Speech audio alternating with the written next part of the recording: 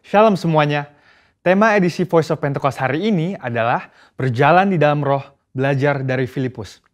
Kita akan melihat contoh dan ciri-ciri orang yang hidup di dalam roh dari kehidupan Filipus yang mengalami pertumbuhan rohani oleh karena ketaatan dan kesetiaannya dalam mengikuti firman serta tuntunan Roh Kudus. Ciri pertama orang yang hidup di dalam roh adalah mereka penuh dengan hikmat. Filipus adalah salah seorang diaken yang diangkat untuk pelayanan meja. Salah satu syarat yang dibutuhkan untuk posisi tersebut adalah kepenuhan Roh Kudus, yang artinya Filipus hidup dalam kepenuhan roh pada saat itu. Hal ini penting bagi orang percaya karena orang yang dipenuhi Roh Kudus akan menjadi orang yang efektif di dalam pelayanan sesuai dengan kebutuhan yang ada. Ketika hikmat diperlukan, maka Roh Kudus akan mengaruniakan. Ketika keberanian diperlukan, hal itu pun akan disediakan. Ketika kuasa kesembuhan atau mengusir roh jahat diperlukan, maka kuasa itu juga akan dinyatakan. Ketika kita penuh dengan hikmat, Roh Kudus akan menuntun dan membimbing kita sehingga apapun yang kita perbuat akan dibuatnya berhasil dan sesuai dengan rencananya. Ciri kedua orang yang hidup di dalam roh adalah mereka memberitakan Injil dengan kuasa. Setelah Stefanus dirajam oleh orang-orang di Yerusalem, aniaya yang lebih luas mulai terjadi di kalangan murid-murid Tuhan Yesus. Dan banyak dari mereka yang melarikan diri keluar Yerusalem, termasuk Filipus. Kisah para Rasul 8 ayat 5 menceritakan bagaimana Filipus pergi ke suatu kota di Samaria untuk memberitakan Injil di sana. Saya percaya karena Filipus bergaul karib dengan Tuhan, dia terus merasakan dorongan dari Roh Kudus untuk memberitakan keselamatan bagi orang lain di setiap kesempatan yang ada. Hal tersebut merupakan karya Roh Kudus dalam hati orang percaya. Singkat cerita, orang-orang di Samaria percaya kepada berita yang disampaikan oleh Filipus. Mereka membuka hati dan Roh Kudus pun bekerja dan menjamah setiap orang yang mendengar hingga hati mereka berbalik kepada Tuhan. Dalam pemberitaan Injil itu, juga terjadi manifestasi kuasa Allah dengan kesembuhan dan kelepasan yang luar biasa. Banyak orang dilepaskan dari roh-roh jahat dan disembuhkan, termasuk yang lumpuh dan timpang. Kuasa Roh Kudus dinyatakan secara luar biasa. Hal ini menggenapi apa yang Tuhan Yesus katakan bahwa tanda-tanda heran dan mujizat akan terjadi di dalam pelayanan murid-murid Tuhan Yesus. Melalui kejadian ini, kita bisa melihat bahwa Filipus yang bergaul intim dengan Tuhan dipakai menjadi alat Tuhan yang efektif dalam membawa Injil keselamatan. Kuasa Tuhan sungguh dinyatakan bagi orang-orang yang bergaul intim dengan Roh Kudus. Ciri ketiga orang yang hidup di dalam roh adalah mereka mentaati Tuhan dengan segenap hati. Suatu hari ketika Filipus sedang di tengah pelayanan yang terus berkembang di Samaria, Tuhan mengutus satu malaikat untuk membawa pesan untuk dia. Kisah para Rasul 8 ayat 26 berkata, "Kemudian berkatalah seorang malaikat Tuhan kepada Filipus. Katanya, bangunlah dan berangkatlah ke sebelah selatan, menurut jalan yang turun dari Yerusalem ke Gaza. Jalan itu jalan yang sunyi." Dibutuhkan ketaatan yang besar untuk melakukan perintah Tuhan dengan kondisi seperti Filipus pada waktu itu. Filipus bisa saja berpikir bahwa pelayanannya masih sangat dibutuhkan di Samaria, atau belum ada orang lain yang bisa menggantikannya untuk melayani di sana. Namun, Filipus memilih untuk taat dan pergi ke tempat di mana Tuhan memerintahkan. Tanpa diketahuinya, ternyata saat itu ada seorang bendahara kerajaan dari Ethiopia yang sedang dalam perjalanan pulang ke negaranya. Dia seorang penganut agama Yahudi yang pulang dari ibadah di Yerusalem dan saat itu sedang membaca kitab Yesaya. Filipus dituntun oleh Roh Kudus untuk mendekati kereta pembesar itu dan menanyakan apakah dia mengerti arti dari ayat yang dibacanya. Ternyata dia tidak mengerti dan meminta Filipus untuk menerangkannya. Dia menggunakan kesempatan ini untuk memberitakan Injil dan bendahara tersebut pun akhirnya percaya dan dibaptis. Ini adalah contoh bahwa seringkali Roh Kudus akan mendorong kita untuk melakukan hal-hal yang mungkin tidak bisa kita mengerti. Dan dalam situasi seperti ini, yang dibutuhkan dari kita hanyalah ketaatan. Dan pada waktunya, Tuhanlah yang akan menyatakan rencananya kepada kita, seperti dalam contoh kehidupan Filipus. Ciri keempat orang yang hidup di dalam roh adalah mereka membimbing keluarganya di dalam Tuhan. Bertahun-tahun kemudian, Rasul Paulus pergi untuk mengunjungi Filipus yang saat itu tinggal di Kaisaria. Kisah para Rasul 21 ayat 8-9 menyebutkan bahwa dia mempunyai 4 anak yang mempunyai karunia untuk bernubuat. Mungkinkah kehidupan rohani dari anak-anak Filipus yang demikian timbul dari hubungan yang jauh dari Roh Kudus? Hal itu tidak mungkin. Anak-anak Filipus hidup intim dengan Tuhan dan mereka bertumbuh dalam kerohanian yang luar biasa. Mereka bertumbuh dalam aspek-aspek kerohanian yang lain seperti mengasihi Tuhan, hidup dalam kekudusan, dan pelayanan bagi gereja Tuhan dari bimbingan ayahnya yang hidup bergaul dengan Tuhan. Kesimpulannya adalah bahwa iman kita tidak akan berkembang dengan sehat jika kita tidak mengandalkan firman Tuhan dan Roh Kudus. Sebab kehidupan yang intim dengan Tuhan harus dibangun secara intensional dan harus disertai dengan disiplin rohani dan hati yang lembut sehingga orang lain pun bisa merasakan dampak dari kuasa Roh Kudus melalui kehidupan kita. Saudara, untuk penjelasan lebih lengkapnya dari tim teologi kami, jangan lupa buka link yang ada di atas atau scan QR Code yang tersedia. Salam integritas, Tuhan Yesus memberkati.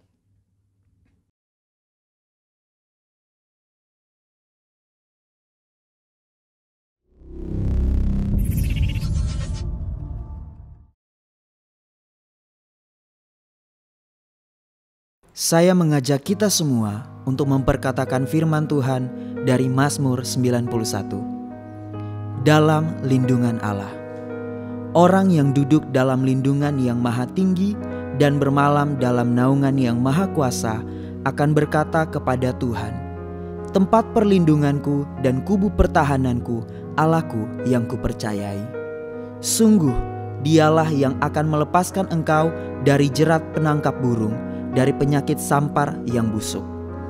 Dengan kepaknya ia akan menudungi engkau, di bawah sayapnya engkau akan berlindung, kesetiaannya ialah perisai dan pagar tembok. Engkau tak usah takut terhadap kedahsyatan malam, terhadap panah yang terbang di waktu siang, terhadap penyakit sampar yang berjalan di dalam gelap, terhadap penyakit menular ia mengamuk di waktu petang. Walau 1.000 orang rebah di sisimu dan 10.000 di sebelah kananmu, tetapi itu tidak akan menimpa kamu. Engkau hanya menontonnya dengan matamu sendiri dan melihat pembalasan terhadap orang-orang fasik. Sebab Tuhan ialah tempat perlindunganmu, yang maha tinggi telah kau buat tempat perteduhanmu. Malapetaka tidak akan menimpa kamu, dan tulah tidak akan mendekat kepada kemahmu. Sebab malaikat-malaikatnya akan diperintahkannya kepadamu untuk menjaga engkau di segala jalanmu. Mereka akan menatang engkau di atas tangannya, supaya kakimu jangan terantuk kepada batu. Singa dan ular tedung akan kau langkahi, engkau akan menginjak anak singa dan ular naga. Sungguh hatinya melekat kepadaku, maka aku akan meluputkannya. Aku akan membentenginya sebab ia mengenal namaku. Ia berseru kepadaku, aku akan menjawab. Aku akan menyertai dia dalam kesesakan, aku akan meluputkannya dan memuliakannya. Dengan panjang umur akan kukenyangkan dia, akan kuperlihatkan kepadanya keselamatan daripadaku. Mari saudara, kita deklarasikan Pentakosta ketiga. Pentakosta ketiga adalah pencurahan Roh Kudus yang dahsyat di zaman ini, melebihi yang terjadi di Azusa Street. Pentakosta ketiga akan mengakibatkan penuaian jiwa yang terbesar dan terakhir sebelum Tuhan Yesus datang kembali. Pentakosta ketiga akan membangkitkan generasi Yeremia, yaitu anak-anak muda yang dipenuhi Roh Kudus, cinta mati-matian kepada Tuhan Yesus, tidak kompromi terhadap dosa, dan akan bergerak untuk memenangkan jiwa. Pentakosta ketiga lahir di Indonesia dan bergerak ke bangsa-bangsa. Gerakan ini dari timur ke barat dan akan kembali ke Yerusalem. Pentakosta ketiga akan memberikan kuasa untuk menyelesaikan amanat agung, dan setelah itu Tuhan Yesus datang kembali. Haleluya! Shalom jemaat Tuhan yang terkasih, senang sekali rasanya dapat menyapa Anda kembali di ibadah online kali ini. Bagi saudara-saudari yang baru pertama kali bergabung di ibadah online, kami ucapkan welcome home. Ibadah hari ini dan minggu depan akan dilayani oleh Pendeta Alex Leo. Dan minggu depan akan diadakan perjamuan kudus dan ibadah sudah dimulai pukul 9.45. Layanan doa telah dibuka bagi saudara yang rindu untuk didoakan dapat mengisi link berikut ini. Kami terus berdoa agar orang tua, istri, dan anak tetap dalam keadaan sehat. Kami juga berdoa bagi anak yang mengalami cacar air agar disembuhkan. Kami juga berdoa bagi jemaat yang rindu untuk memiliki anak agar segera dikaruniai anak. Kami juga berdoa untuk salah satu jemaat yang bergumul agar bisa menjadi karyawan tetap. Kami juga berdoa untuk jemaat yang ingin segera memiliki pekerjaan dan jodoh yang dari Tuhan. Kami juga berdoa untuk jemaat yang rindu memiliki sukacita di dalam hatinya. Nah saudara, berikut info sepekan.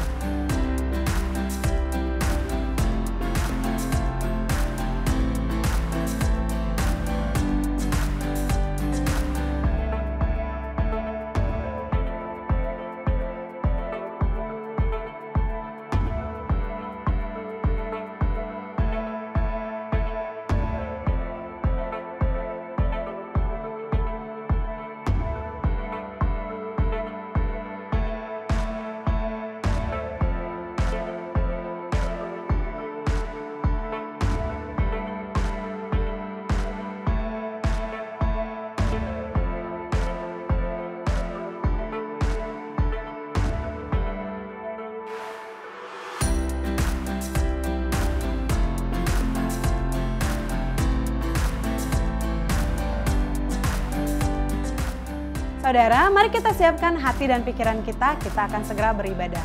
Bagi saudara yang terberkati dengan ibadah hari ini, dapat share dan subscribe YouTube channel ini, supaya dapat menjadi berkat untuk banyak orang. Selamat beribadah, Tuhan Yesus memberkati. Shalom, selamat pagi Bapak Ibu terkasih dalam nama Tuhan Yesus Kristus. Welcome home. Saya percaya setiap kita dalam keadaan baik dan sehat pagi hari ini. Apapun yang terjadi saudara, percayalah bahwa Tuhan Yesus selalu baik. Sebab Dia Allah yang baik, Dia hidup, Dia setia dalam kehidupan kita sampai hari ini. Mari Bapak Ibu jemaat Tuhan dimanapun Anda berada saat ini, yang menyaksikan baik di jalan, di rumah, bersama keluarga, dengan siapapun, percayalah bahwa Tuhan bersama dengan kita semua. Mari kita tundukkan kepala saat ini, kita mau berdoa. Bapa yang baik, kami mengucap syukur Engkau sungguh baik. Sangat baik, teramat baik dalam kehidupan kami. Hari ini kalau kami boleh berdiri, kami cuma mau bilang itu semua karena Tuhan. Karena kasih karunia-Mu, karena anugerah-Mu, kami bisa hidup, kami bisa sehat, kami bisa bangun dengan nafas kehidupan yang baru. Kami melihat keluarga kami diberkati Tuhan. Apapun keadaan kami, walaupun kami juga sakit hari-hari ini, tapi kami tetap mau bilang Tuhan Yesus baik. Sebab Engkau Allah yang baik Tuhan. Datanglah kerajaan-Mu dan jadilah kehendak-Mu sepanjang hari ini, sepanjang ibadah kami pagi hari ini ya Bapa. Nama Tuhan saja dimuliakan, Engkau ditinggikan, Engkau disenangkan oleh pujian penyembahan dari anak-anak-Mu dan umat-Mu. Di dalam nama Tuhan Yesus Kristus kami siap untuk menyembah Engkau. Haleluya, mari yang percaya bersama katakan amin. Yesus kemuliaan hatiku,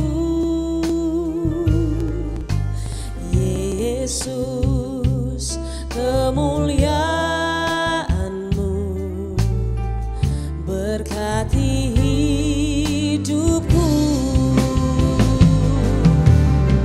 Segala pujian syukur bagi-Mu, Kau hadir dalam hidupku. Kini ku datang sujud di hadapan-Mu, memuji-Mu, menyembah-Mu. Yesus, ku menyembah-Mu. Segala pujian syukur bagi-Mu, Kau hadir dalam hidupku. Kini ku datang sujud di hadapan-Mu, memuji-Mu, menyembah-Mu. Yesus, ku menyembah-Mu.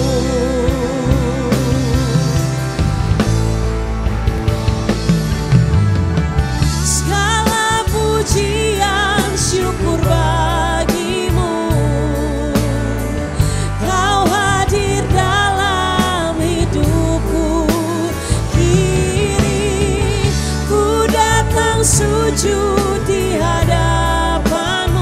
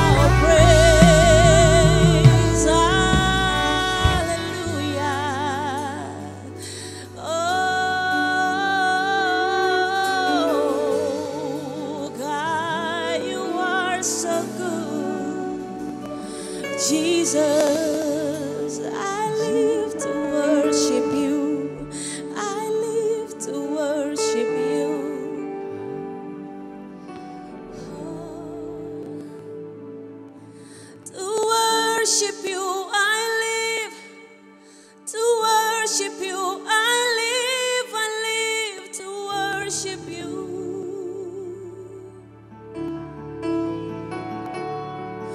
To worship you, I live. To worship you, I live to worship you.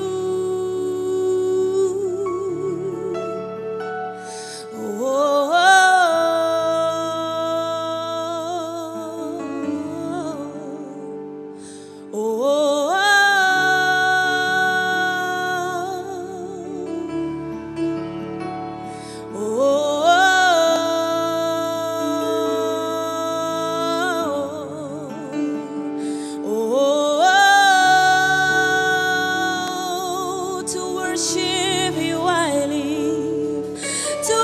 worship you, I live.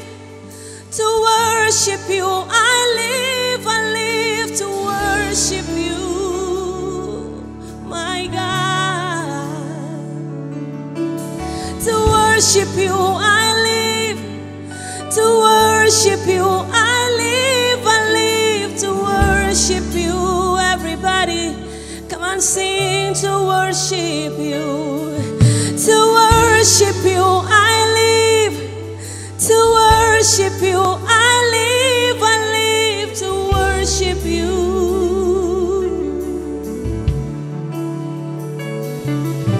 To worship you, I live. To worship you, I live to worship you.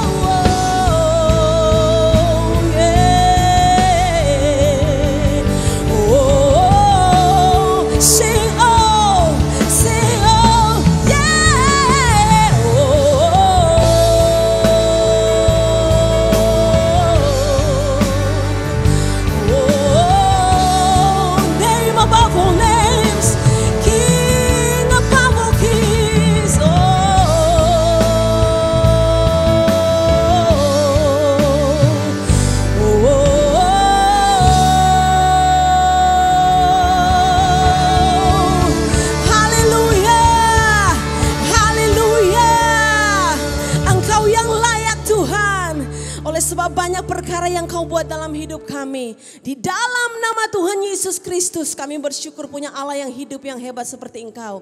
Yang percaya bersama dengan saya katakan amin. Tepuk tangan yang luar biasa buat Tuhan Yesus. Haleluya. Woo!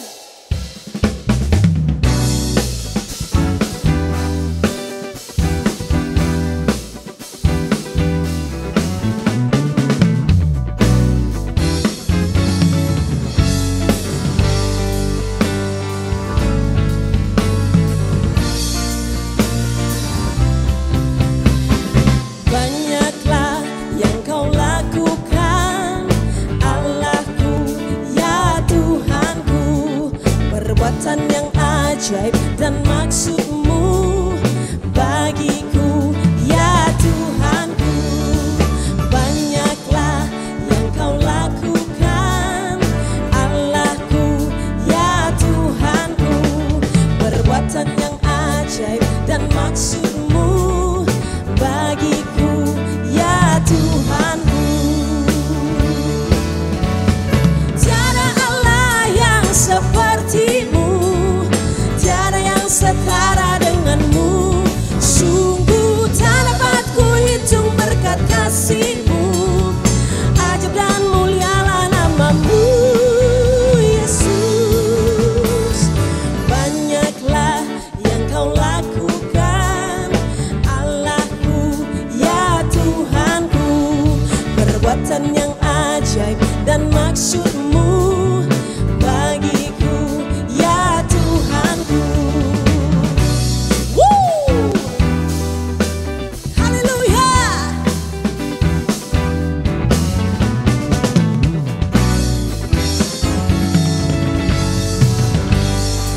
Mari bersama-sama dengan iman katakan pujian ini. Banyaklah, banyaklah yang Kau lakukan, Allahku, ya Tuhanku. Perbuatan yang ajaib dan maksud-Mu bagiku, ya Tuhanku. One more time. Banyaklah yang Kau lakukan, Allahku, ya Tuhanku. Perbuatan yang ajaib dan maksud-Mu bagiku, ya Tuhanku.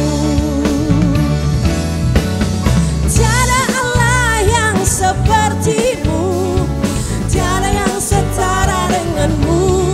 Sungguh tak dapat ku hitung berkat kasih-Mu. Ajaib dan mulialah nama-Mu, Yesus. Tiada Allah yang seperti-Mu, tiada yang setara dengan-Mu. Sungguh tak dapat ku hitung berkat kasih-Mu. Ajaib dan mulialah nama-Mu, Yesus. Banyaklah yang Kau lakukan, Allahku, ya Tuhanku. Perbuatan yang ajaib dan maksud-Mu bagiku, ya Tuhanku. Bagiku, ya Tuhanku. Bagiku, ya Tuhanku. Haleluya, haleluya, haleluya. Thank you, Lord.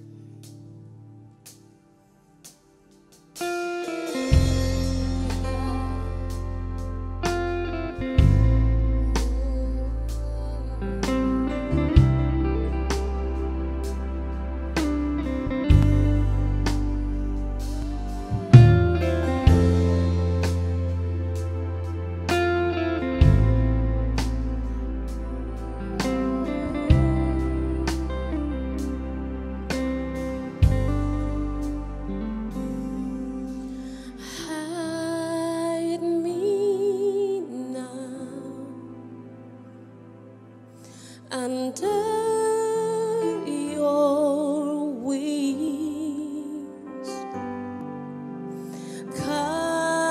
Cover me within your mighty hand. When the oceans rise and thunders roar, I will soar with you above the storm. Father, you are king over the flood.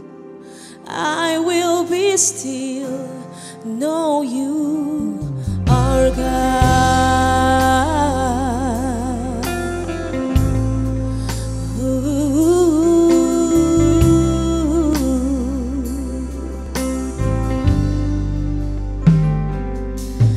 Find rest, my soul, in Christ alone.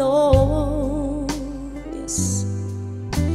Know His power in quietness and trust. When the oceans rise and thunders roll, I will soar with you above the storm.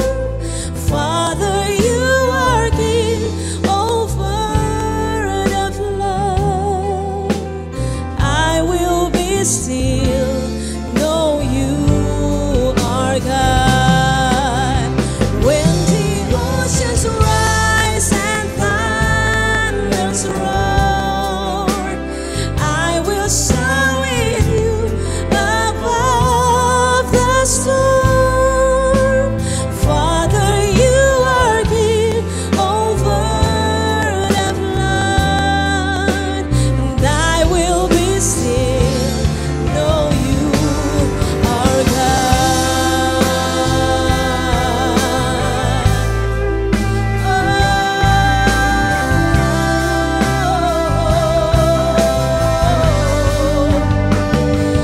You are my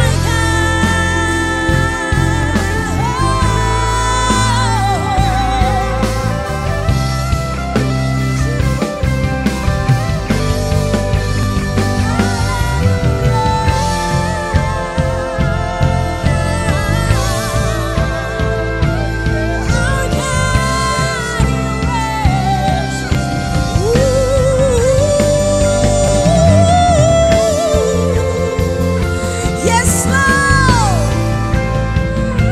Yes, God. Nobody like you, Lord.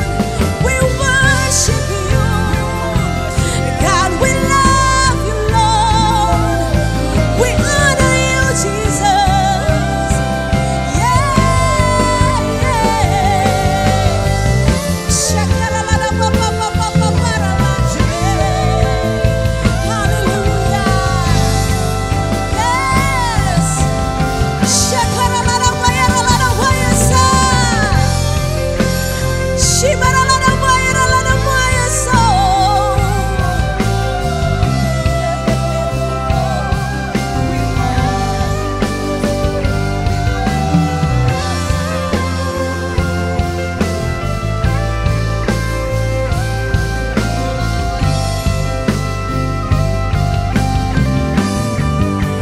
Di saat badai bergelora, ku akan terbang bersamamu. Bapa, kau Raja atas semesta, ku tenang sebab kau Allahku. Di saat badai bergelora, ku akan terbang bersamamu. Bapa, kau Raja atas semesta, ku tenang sebab kau Allahku.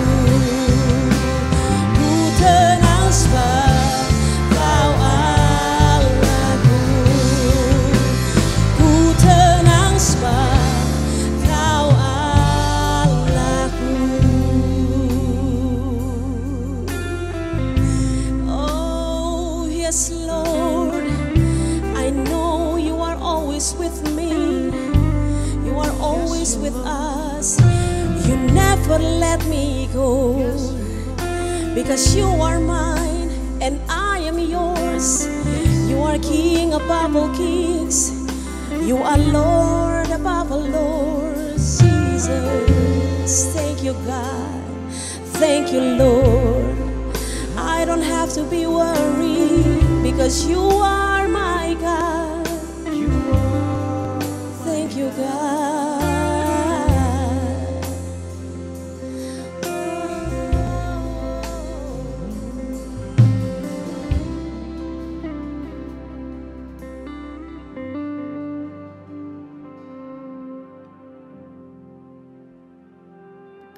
Welcome home. Senang sekali saya bisa menyapa kembali keluarga rohani saya, keluarga besar GBI dan Mogot. Sekalipun kita belum bisa bertatap muka, tapi saya selalu bersuka cita bisa menjumpai setiap saudara sekalipun masih secara online. Hari ini saya mau berbicara dengan tema bangkit dari krisis. Dan saya akan mulai dengan menceritakan bagaimana perusahaan Apple, perusahaan gadget yang sangat besar di dunia, pernah mengalami krisis yang begitu parah, diambang kebangkrutan, tapi akhirnya mereka berhasil bangkit dari krisis. Saudara, pada tahun 1976, Steve Jobs bersama 2 orang rekannya mendirikan perusahaan Apple. Lalu mereka memproduksi personal komputer pribadi. Dan perusahaan ini berhasil berkembang dengan sangat baik. Dalam waktu 4 tahun penjualan mereka meroket dengan sangat drastis. Dan akhirnya mereka mulai menguasai pangsa pasar personal komputer di seluruh dunia. Tetapi sukses mereka tidak terlalu lama. Di tahun 1985 terjadi pertikaian di dalam kepemimpinan perusahaan Apple. Dan akhirnya Steve Jobs yang saat itu sebagai CEO didepak keluar. Dan akhirnya Steve Jobs keluar dari Apple dan mendirikan perusahaan baru, yaitu perusahaan Next. Setelah Steve Jobs keluar, perusahaan Apple mulai turun, saudaraku. Mulai turun dan akhirnya puncaknya di tahun 1997. Perusahaan Apple sudah diambang kebangkrutan. Lalu kemudian CEO saat itu membuat sebuah keputusan untuk mengambil alih perusahaan Next yang dimiliki oleh Steve Jobs dan kemudian menjadikan Steve Jobs kembali sebagai CEO dari perusahaan Apple. Nah saudara, begitu Steve Jobs kembali di tahun 1997 memimpin Apple, dia mulai mengkampanyekan satu slogan saudaraku untuk dihidupi oleh seluruh pegawai perusahaan Apple. Slogan itu berbunyi think different. Berpikir dengan cara yang berbeda. Nah, setelah beberapa bulan terus meminta seluruh karyawan perusahaan ini think different, berpikir dengan cara yang berbeda, akhirnya mereka membuahkan hasil. Di bulan Agustus tahun 1998, Apple launching produk mereka di dalam personal computer yaitu iMac G3. iMac yang generasi yang ketiga. Dan produk ini sukses luar biasa. Dalam waktu 4 bulan mereka, hanya dalam waktu 5 bulan produk ini terjual hampir 800.000 unit. Sangat luar biasa. Nah saudaraku, sejak saat itu perusahaan Apple bangkit dari krisis. Semakin hebat dan bahkan akhirnya mereka menjadi perusahaan raksasa di dunia di dalam bidang gadget. Kuncinya apa? Tahun 1997 di tengah krisis yang begitu luar biasa dan mereka sudah diambang kebangkrutan, Steve Jobs kembali memimpin dan mengkampanyekan think different. Berpikir dengan cara yang berbeda. Nah saudaraku, saudara dan saya saat ini sedang ada di dalam pandemi, situasi pandemi COVID-19. Dan pandemi ini menyebabkan terjadinya begitu banyak krisis melanda dunia. Banyak dari kita pun mengalami. Krisis itu terjadi di dalam perusahaan-perusahaan. Banyak sekali perusahaan tiba-tiba kehilangan omset secara drastis. Atau bahkan tutup, bangkrut total. Juga karyawan-karyawan yang bekerja di perusahaan, ada begitu banyak yang mengalami pengurangan gaji. Dan tidak sedikit yang kena PHK. Kehilangan pekerjaan secara tiba-tiba. Bahkan krisis juga melanda keluarga-keluarga. Ada banyak keluarga-keluarga yang mengalami krisis. Pertengkaran yang tidak berhenti, yang semakin parah oleh karena pandemi ini. Dan bahkan tidak sedikit yang akhirnya memutuskan untuk bercerai atau mengalami kerusakan-kerusakan yang parah di dalam keluarga. Saudaraku, hari ini saya mau mengajak kita merenungkan bagaimana caranya untuk kita bisa bangkit dari krisis yang saat ini kita sedang hadapi. Saya mau mengajak kita membaca dari kitab Mazmur, pasalnya yang pertama ayat 1 sampai dengan ayat yang ketiga. Berbahagialah orang yang tidak berjalan menurut nasihat orang fasik, yang tidak berdiri di jalan orang berdosa, dan yang tidak duduk dalam kumpulan pencemooh. Tetapi yang kesukaannya ialah Taurat Tuhan, dan yang merenungkan Taurat itu siang dan malam. Ia seperti pohon yang ditanam di tepi aliran air, yang menghasilkan buahnya pada musimnya, dan yang tidak layu daunnya. Apa saja yang diperbuatnya berhasil.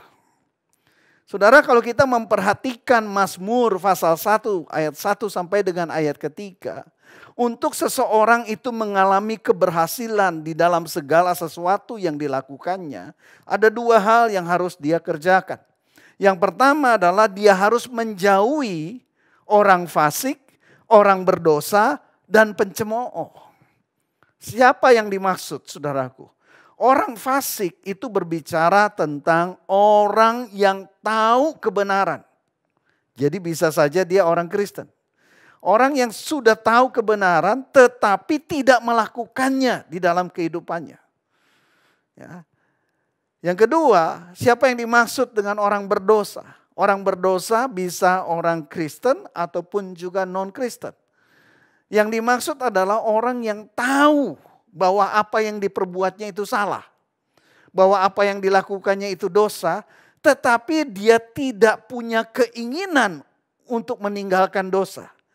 Bahkan dia terus melakukan dan bahkan terus menikmati dosa ataupun kesalahan yang dilakukannya itu. Siapa yang dimaksud dengan pencemooh? Pencemooh juga bisa orang Kristen sendiri atau bisa juga orang non-Kristen. Yaitu orang-orang yang mencemooh, mengejek kebenaran-kebenaran, saudaraku. Jadi waktu dia mendengar kebenaran disampaikan, dia akan mengejek. Itu nggak mungkin bisa dilakukan. Itu nggak terbukti dan banyak hal lainnya. Dia mengejek, dia mencemooh. Nah, firman Tuhan berkata kepada kita, hal pertama yang harus kita lakukan kalau kita mau berhasil di dalam segala sesuatu yang kita kerjakan, kita harus menjauhi mereka. Dan yang kedua, apa yang harus kita lakukan adalah kita menyukai dan merenungkan firman Tuhan siang dan malam. Saudara, hari ini saya mau menekankan poin yang pertama. Nah, bagaimana cara kita bangkit dari krisis, saudaraku? Sebagaimana yang dilakukan Steve Jobs pada saat memimpin Apple di dalam menghadapi krisis yang begitu besar, dia meluncurkan satu moto, think different. Berpikir dengan cara yang berbeda. Mari kita renungkan, kita kaitkan dengan firman Tuhan dari Mazmur pasal pertama ayat 1 sampai dengan ayat ketiga, saudaraku. Biasanya waktu kita di dalam krisis, maka yang perlu kita lakukan untuk kita bisa bangkit dari krisis adalah berpikir dan bertindak. Tentunya tidak hanya berpikir tetapi kemudian dilanjutkan dengan tindakan. Berpikir dan bertindak dengan cara yang berbeda dengan apa yang biasanya kita lakukan sebelum krisis itu terjadi. Perhatikan ini, saudaraku. Untuk bisa bangkit dari krisis adalah kita harus mau merubah cara kita berpikir, cara kita bertindak tidak lagi sama seperti dulu. Nah, yang penting untuk kita pahami adalah bahwa saat kita menghadapi krisis, jangan pernah menunggu krisis itu berakhir dengan sendirinya. Nanti kan keadaan akan menjadi normal kembali. Belum tentu, saudaraku.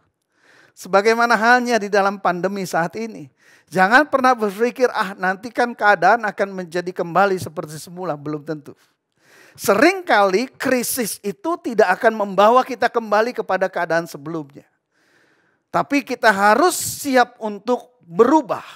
Berpikir, bertindak dengan cara yang berbeda. Kalaupun krisis itu kemudian kembali kepada kondisi yang normal, kondisi yang semula, kita nggak pernah tahu masih berapa tahun lagi. Jadi kalau katakan di dalam masa pandemi ini kita berpikir, kan nanti juga akan normal kembali. Saya katakan sebaiknya kita tidak berpikir seperti itu. Anggap saja keadaan saat ini akan terjadi seperti ini seterusnya. Karena kita tidak akan pernah tahu apakah nanti akan kembali seperti dahulu. Bahkan kalaupun kembali seperti dahulu, kita tidak pernah tahu berapa tahun lagi hal itu akan terjadi. Nah, karenanya saudaraku, mari kita renungkan. Selama ini ya, kalau kita mengalami krisis dalam pekerjaan, dalam bisnis, dalam keluarga, dalam bidang-bidang yang lain, mari kita renungkan mungkin selama ini pola pikir kita banyak dipengaruhi oleh orang-orang yang tidak mengenal ataupun yang tidak peduli akan Tuhan. Mungkin mereka orang fasik, mungkin mereka orang berdosa, atau mungkin mereka pencemooh. Ya saudara, mungkin tanpa kita sadari cara kita berpikir, cara kita bertindak sangat dipengaruhi oleh nilai-nilai yang mereka hidupi. Yang pertama yang saya mau kita renungkan, ini poin yang saya mau kita benar-benar renungkan hari ini saudaraku.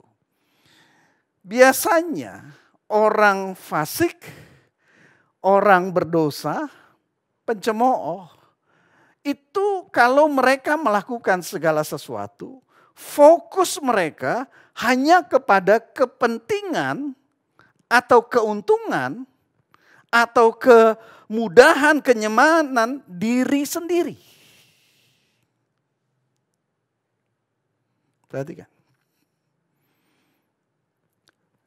Egois, berpusat kepada diri sendiri.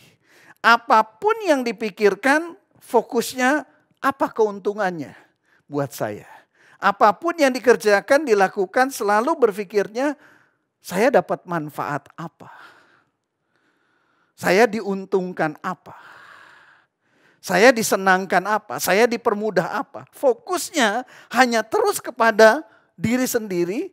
Sehingga kurang memperhatikan kepentingan-kepentingan orang lain. Kita mesti uji saudaraku. Jangan-jangan selama ini kita melakukan hal yang seperti itu. Di dalam bisnis kita kurang memperhatikan kepentingan pelanggan. Di dalam kita bekerja kita kurang memperhatikan kepentingan kemajuan perusahaan kita. Tapi kita hanya berfokus mengejar karir pribadi kita. Mengejar bonus kenaikan gaji diri kita. Mengejar komisi, insentif buat diri kita. Tapi kita kurang berpikir apa yang kita bisa berikan dengan baik kepada perusahaan kita. Juga di dalam keluarga. Mungkin kita mengalami krisis karena selama ini kita berpikir dengan pola pikir seperti itu. Kita bertindak dengan pola pikir seperti itu. Jadi akhirnya di dalam keluarga kita saling menuntut. Karena fokus kita bukan kepada kepentingan anggota keluarga yang lain, tetapi fokus kita adalah untuk kepentingan diri kita sendiri. Sehingga akhirnya keluarga kita mengalami krisis. Ya, saudara, Mazmur 1 ayat 1 sampai 3. Kalau kita renungkan, pemazmur itu mengatakan orang yang berhasil di dalam melakukan segala sesuatu yang dikerjakannya. Itu seperti pohon yang menghasilkan buah pada musimnya. Jadi pemazmur berkata orang yang berhasil di dalam melakukan segala sesuatu itu identik, itu mirip. Itu prinsipnya sama dengan pohon yang menghasilkan buah pada musimnya. Saya mau ajak kita renungkan tentang sebuah pohon. Pohon untuk dia menghasilkan buah, dia harus bekerja dengan keras. Dia harus menyerap sari-sari makanan dengan akarnya di dalam tanah. Lalu mendistribusikan apa yang diserap itu ke daun. Ya, melalui batang, melalui dahan, ranting, dan sampai ke daun. Kemudian terjadi proses demi proses, proses demi proses yang cukup panjang. Ada banyak hal yang dikerjakan oleh pohon itu. Ada proses-proses yang harus dilalui. Lalu akhirnya muncullah buah. Pohon bekerja cukup lama melalui berbagai proses untuk menghasilkan buah. Tapi siapa yang menikmati buahnya? Pohon itu sendiri tidak pernah menikmati buahnya, melainkan orang-orang yang di sekelilingnya. Berarti pohon yang menghasilkan buah seperti yang dikatakan oleh pemazmur itu memiliki prinsip dia bekerja, dia beraktivitas, tetapi bukan untuk kepentingan dirinya sendiri. Melainkan untuk kepentingan banyak orang di sekelilingnya. Segala sesuatu tindakan yang dikerjakannya menghasilkan hal-hal yang positif bagi orang-orang di sekelilingnya. Perhatikan, pemazmur dituntun oleh Roh Kudus menuliskan akan hal ini. Dan pemazmur katakan orang yang hidupnya seperti pohon yang menghasilkan buah itu di dalam segala sesuatu yang dikerjakannya akan berhasil. Karenanya saudaraku, mari sekarang di saat krisis ini think different, act different, berpikir bertindak dengan cara yang berbeda dari sebelumnya. Kalau sebelum ini kita selalu berpikir ataupun bertindak, berpusatkan kepada diri sendiri, ayo kita mulai bangkit dari krisis dan kita mulai merubah fokus kita.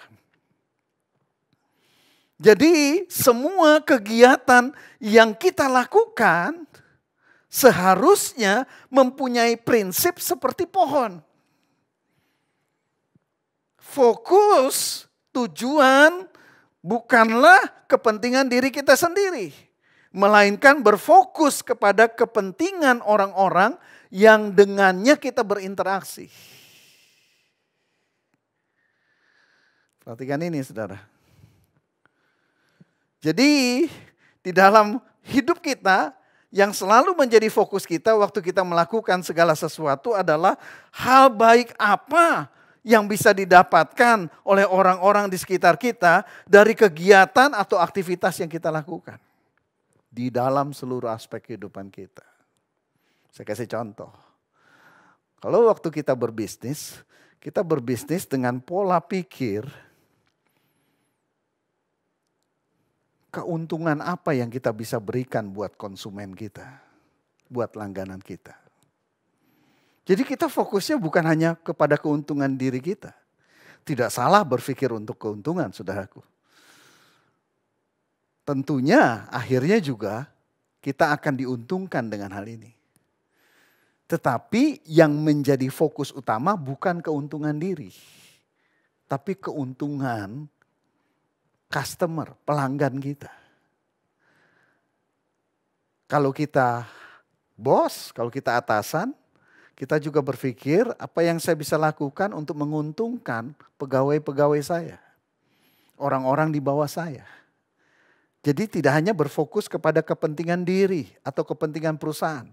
Tapi juga berfokus kepada orang-orang yang berinteraksi dengan kita ataupun dengan perusahaan kita. Kalau saudara bekerja di perusahaan, mulai think different, act different. Kalau dulu cuma mikir bagaimana supaya cepat naik gaji, naik jabatan, dapat bonus, dapat insentif. Sekarang mulai berpikir dengan cara yang berbeda, bertindak dengan cara yang berbeda. Apa yang aku bisa berikan untuk perusahaanku? Apa yang bisa aku berikan untuk orang-orang di mana aku bekerja sama? Dampak positif apa? Kebaikan-kebaikan apa yang aku bisa berikan? Demikian juga kalau kita hidup dalam rumah tangga, di dalam keluarga. Mari kita mulai rubah pola pikir kita. Kita tidak berfokus kepada kepentingan, kesenangan, kenyamanan diri kita. Tapi kita mulai berfokus apa yang saya bisa lakukan supaya pasangan kita atau pasangan saya mengalami hal-hal yang baik dalam hidupnya melalui kegiatan-kegiatan yang saya lakukan. Apa yang saya bisa lakukan supaya orang tua saya atau anak-anak saya mengalami hal-hal yang baik dari segala sesuatu yang saya lakukan. Think different, act different. Saudara, yang saya mau katakan, kalau kita paham akan hal ini dan sungguh-sungguh mulai menghidupinya dan kita melakukannya secara konsisten, saya sangat yakin hidup kita akan menjadi seperti pohon yang menghasilkan buah pada musimnya. Ingat, ada kata pada musimnya. Berarti ada musim untuk menabur, ada musim untuk merawat, menyiram, memelihara, dan ada musim untuk menghasilkan buah. Jadi tidak instan. Ada proses yang panjang yang harus kita lalui. Tadi saya sudah jelaskan. Sebuah pohon untuk dia berbuah, dia bekerja cukup lama dan cukup panjang. Ada banyak proses yang harus dilewati sebelum buahnya itu muncul. Firman Tuhan katakan, pemazmur mengidentikan pohon yang menghasilkan buah dengan orang yang melakukan segala sesuatu dengan berhasil. Ayo kita bangkit dari krisis dengan rubah cara kita berpikir dan cara kita bertindak. Saudara, sebagai penutup, saya mau sampaikan strategi marketing yang dilakukan oleh Apple waktu dia mulai bangkit di bawah kepemimpinan Steve Jobs, saudaraku. Saya membaca di sebuah artikel ada 5 strategi marketing utamanya, saudaraku. Dan saya terkejut waktu saya memperhatikan ternyata 4 diantaranya itu sangat mementingkan kepentingan daripada pengguna-pengguna, customer, pelanggan-pelanggan. Jadi fokus mereka adalah kepentingan, kesenangan, kebaikan yang akan dialami oleh para pengguna Apple.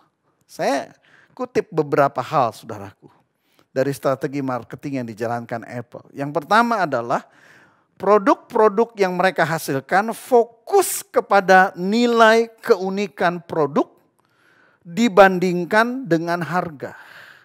Jadi mereka tidak mengejar harga murah, menghasilkan produk dengan harga murah. Bahkan produk-produk mereka seringkali harganya sangat tinggi. Tapi yang mereka hasilkan adalah sesuatu yang unik. Sesuatu yang mempunyai kesan yang mendalam buat si pengguna. Waktu pengguna menggunakannya, dia akan mendapatkan satu produk yang sangat unik, yang sangat berkesan dalam kehidupannya.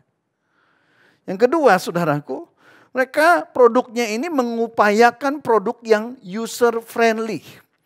Sekalipun menghasilkan satu gadget yang sangat canggih, tapi mereka berupaya dengan keras untuk menghancurkan satu image. Semakin canggih sebuah produk, itu semakin sulit menggunakannya.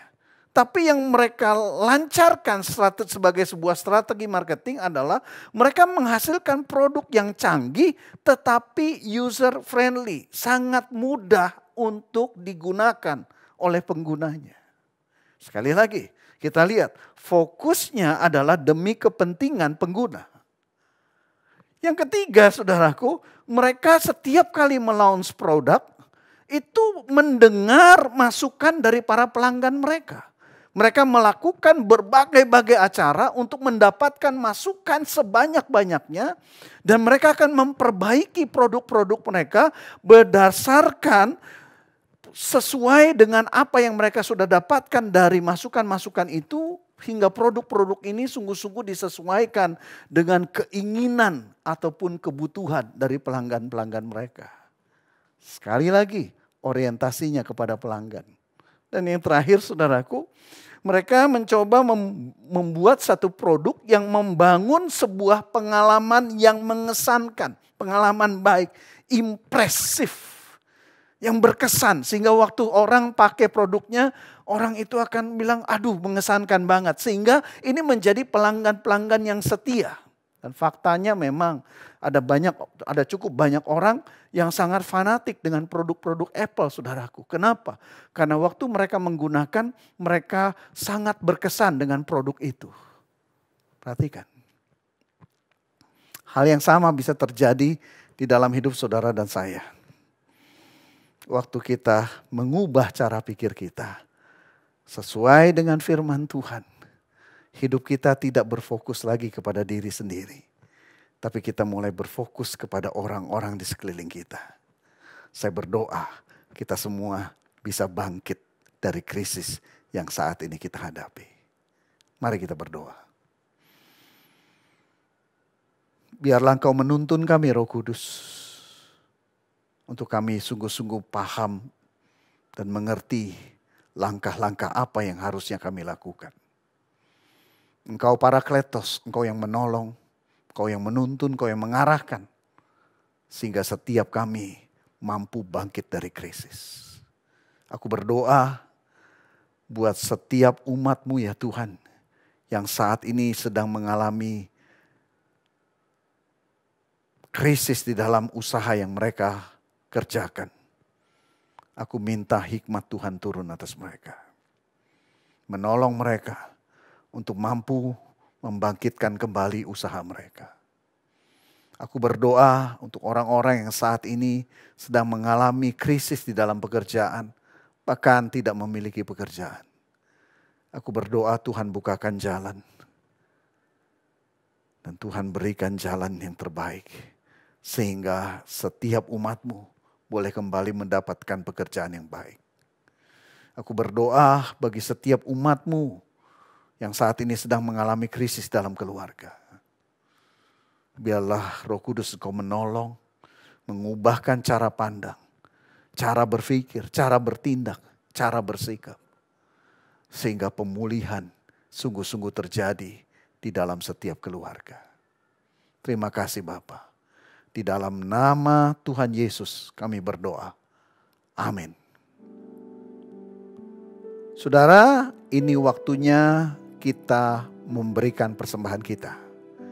Sebagaimana biasa selalu saya pesankan, kalau kita memberi jangan karena kita terpaksa. Tapi pastikan kita memberi dengan kerelaan, ketulusan, dan karena kita sungguh-sungguh mengasihi Tuhan. Mari kita berdoa. Bapa, terima kasih untuk setiap kali kami diberi kesempatan untuk memberikan persembahan kami. Persembahan adalah salah satu ekspresi cinta kami kepada Tuhan. Dan biarlah kami mulai belajar memberi bagian yang terbaik dari apa yang Tuhan sudah berikan buat kami. Dan kami berikan dengan cinta yang bernyala-nyala kepada Tuhan. Kami berdoa Tuhan disenangkan dan nama Tuhan dipermuliakan melalui persembahan yang kami berikan ini. Di dalam nama Tuhan Yesus Kristus kami berdoa. Amin. Banyaklah yang Kau lakukan, Allahku, ya Tuhanku. Perbuatan yang ajaib dan maksud-Mu bagiku, ya Tuhanku. One more time. Banyaklah yang Kau lakukan, Allahku, ya Tuhanku. Perbuatan yang ajaib dan maksud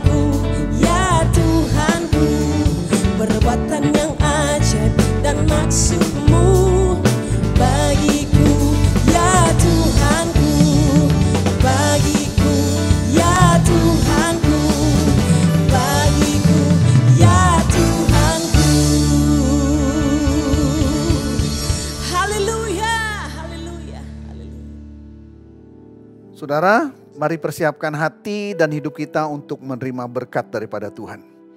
Mari buka hati saudara dan angkat kedua tangan saudara tinggi-tinggi.